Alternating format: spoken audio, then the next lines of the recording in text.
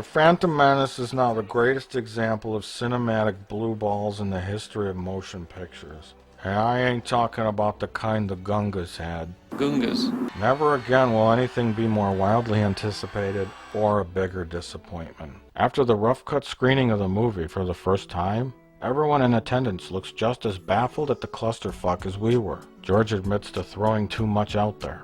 I may have gone too far in a few places. Yeah? The editor then attempts to explain pacing and why 4 scenes with totally different emotional tones don't work well together. In a space of about 90 seconds, you go from lamenting the death of, a hero, to escape, to slightly comedic with Jar Jar, to Anakin returning when But he kind of realizes he's wasting his time, so he stops. Rick McCallum is frozen in utter shock at how horrible the movie was.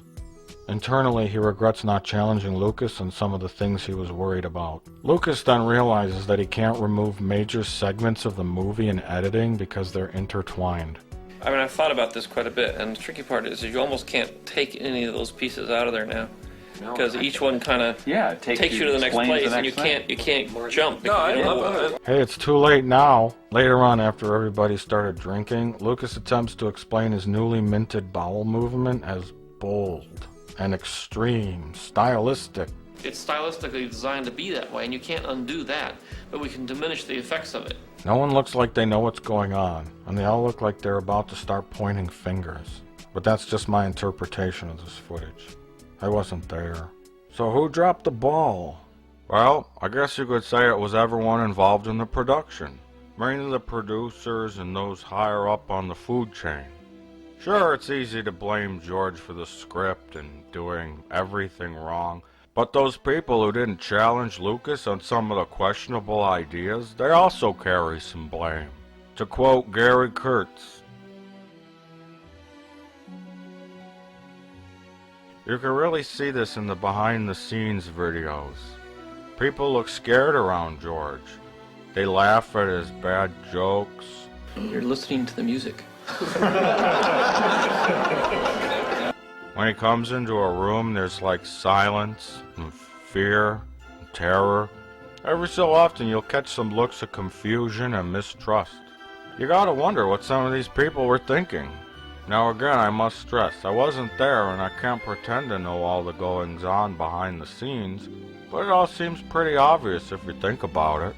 Lucas has always been a rogue filmmaker who hated the studio system. Special effects are just a tool, a means of telling a story. People have a tendency to confuse them as an end to themselves. A special effect without a story is a pretty boring thing. You said it, brother. Wait, you said that? He always seemed to want total control on his projects, which I can understand. And while a director should have control on the project, filmmaking should also be a collaborative process. The second screenwriter can help focus the story and the dialogue. Actors are creative people too. They can provide valuable insight on the characters and a lot of really good ideas. I love you. I know. And a good executive producer can be the voice of reason when things start to get out of hand. I think all this can be summed up with the expression, art from adversity. The original Star Wars was plagued with problems.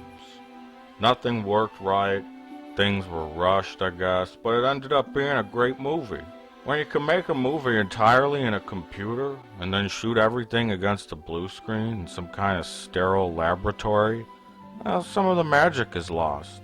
When Obi-Wan was walking around in Camino, George showed him concept paintings of, okay, now you're walking down the hallway and you're looking and you're seeing the cloning facilities, but there was nothing for him to see.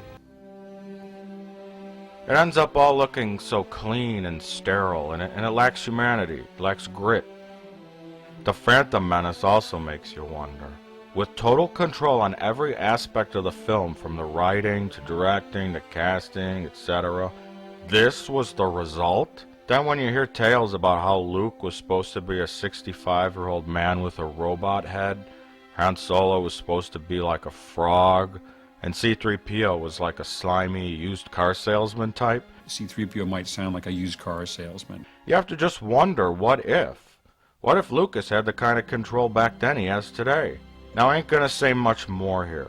I don't know all the facts. Now, I haven't really discussed yet what I found to be the most odd and out-of-place scene in the whole movie. When we first go into Watto's shop, and Jar Jar's messing around with the junk in the background, there's a part where things slow down, and then a talking pizza roll appears and starts talking directly to the audience. It says to butcher your wife in the bathtub. Hello. You know what to do. Use the meat cleaver and swing hard to break the bone. Put the body in the dumpster and be careful not to get any blood on the carpet, because it doesn't wash out. I found this scene to be really out of place and not make a whole lot of sense in the context of the movie. I'm not sure what Lucas was going for here, but considering some of the other scenes in the film, I guess it made sense. Now I'd like to discuss further... Plinkett! Plinkett, open up! We have a warrant for your arrest. It's the Freds, hold on. Break down the door. Oh god, they're breaking down the door. Hold on, I gotta get my gas.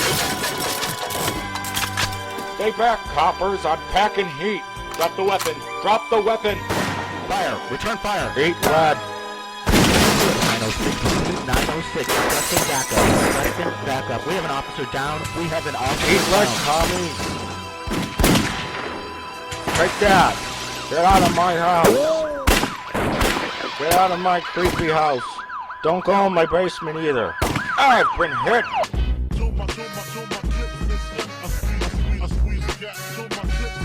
You know what to do.